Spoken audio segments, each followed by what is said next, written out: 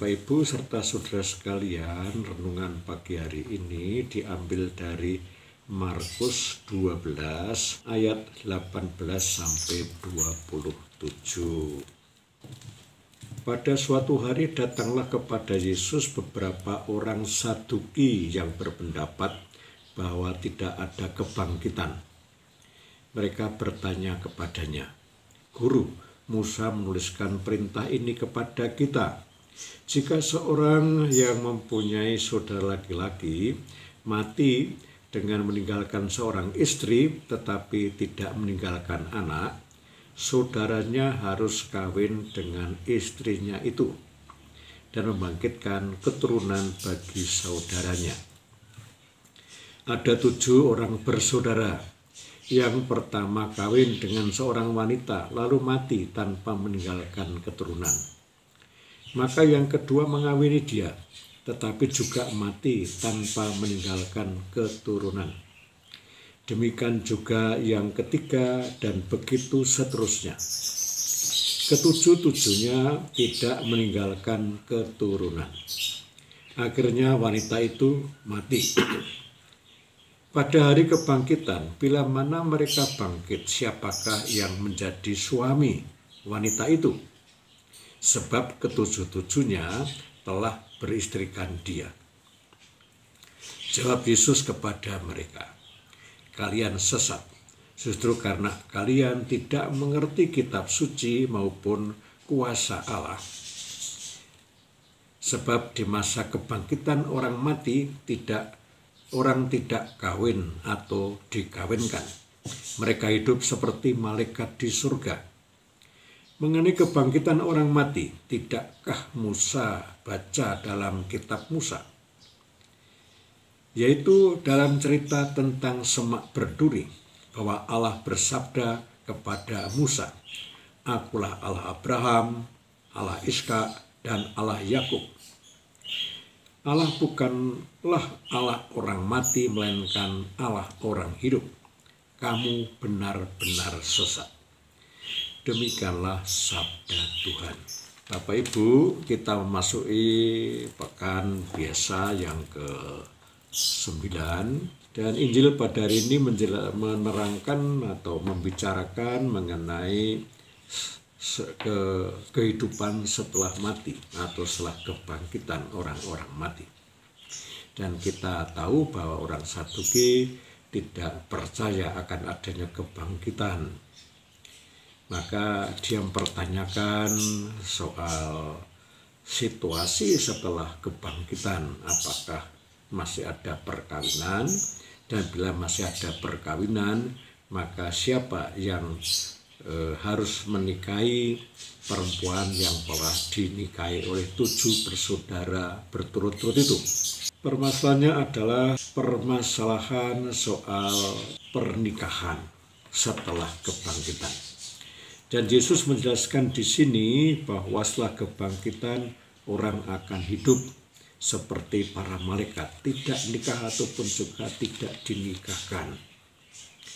Namun untuk masuk ke dalam situasi itu, orang tuh harus berusaha untuk hidup sebaik mungkin. Berusaha untuk menerima, mengimani, dan juga menghayati ajaran-ajaran Yesus. Maka bila orang meninggal memasuki situasi itu, maka akan ikut Yesus. Berbahagia bersama dengan Yesus. Di mana berbahagia bersama Yesus sudah tidak memerlukan apa-apa. Tidak memerlukan makan, tidak memerlukan minum, tidak memerlukan pakaian, tidak memerlukan juga suami, ataupun juga tidak memerlukan istri. Hidup seperti malaikat-malaikat yang berbahagia di hadirat Allah. Sedangkan mereka yang tidak menerima, mengimani, ataupun menghayati ajaran-ajaran Yesus berada dalam situasi di luar Allah sendiri, yaitu menyesal kekal, yang oleh Yesus disebut sebagai hidup dalam alam kematian. Dalam alam ikut dengan Yesus berbaik kekal, orang sudah tidak memerlukan apapun, tidak memerlukan hal-hal duniawi, Ataupun boleh dikatakan yaitu bahwa kita hidup di luar dunia ini tidak memerlukan apapun, hanya berbahagia bersama Allah, dan Allah adalah segala-galanya.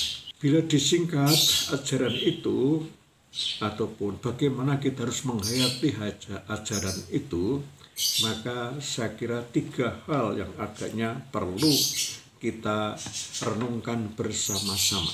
Pertama-tama kita perlu bertobat. Bertobat menyadari bahwa kita ini makhluk-makhluk yang tidak sempurna, mempunyai kesalahan, mempunyai dosa. Dan itu menyebabkan ada terganggu hubungan kita dengan Allah. Namun kita juga percaya bahwa Tuhan itu, Allah itu adalah pengasih, penyayang, pengampun. Maka bila menyadari kekurangannya, menerima keadaan yang tidak sempurna itu, bila menerima ajaran Yesus, maka kemudian menghayatinya, maka yang terjadi kita disempurnakan, kita ditebus, kita diselamatkan.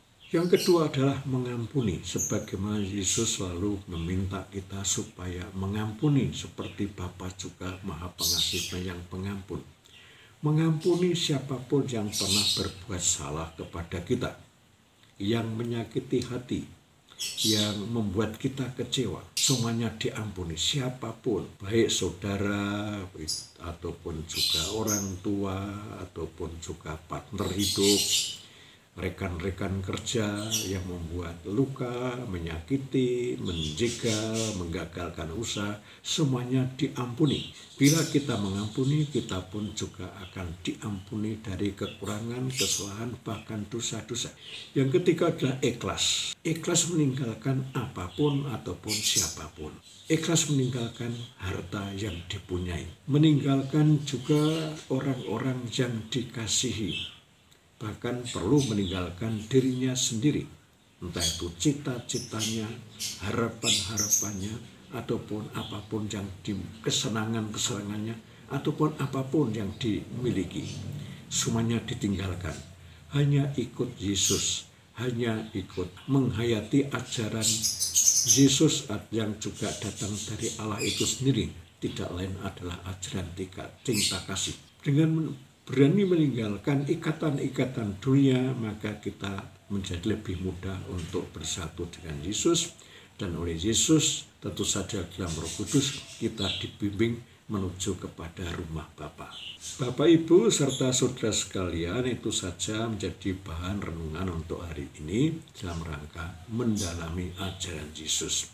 Maka marilah kita berdoa. Tuhan, semoga Engkau berkenan berrahmat pada kami semua yang masih harus mengembara di muka bumi ini. Kami menyadari akan keberadaan kami sebagai manusia yang serba dalam kekurangan, keterbatasan, ataupun juga kelemahan-kelemahan yang kami punyai. Semoga kami Engkau beri rahmat agar kami mampu memahami situasi itu, juga akhirnya juga mampu mengharapkan bahwa Engkau berrahmat kepada kami, memberi berkat bagi kami, memberi pertolongan bagi kami melalui Yesus yang keutus kepada kami, melalui Roh Kudus yang juga merupakan Roh Kristus yang ada dalam diri kami, yang membimbing, yang menerangi, yang menuntun untuk mendalami ajaran-Mu, menghayati ajaran-Mu, untuk lebih mendekatkan diri kepadamu.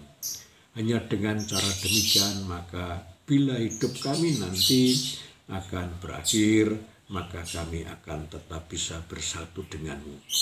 Semoga Engkau berrahmat pada kami, memberkati kami, kekuatan pada kami menghadapi situasi yang belum baik ini, hingga kami tetap tenang, kami bersama dengan yang lain mengamalkan ajaran-Mu, memperhatikan mereka yang kurang beruntung, mereka yang bernasib malang oleh kena situasi ini, dan bersama-sama untuk membantu semampu mungkin. Semuanya itu kami mohon kepadamu Tuhan melalui Kristus Tuhan kami. Amin.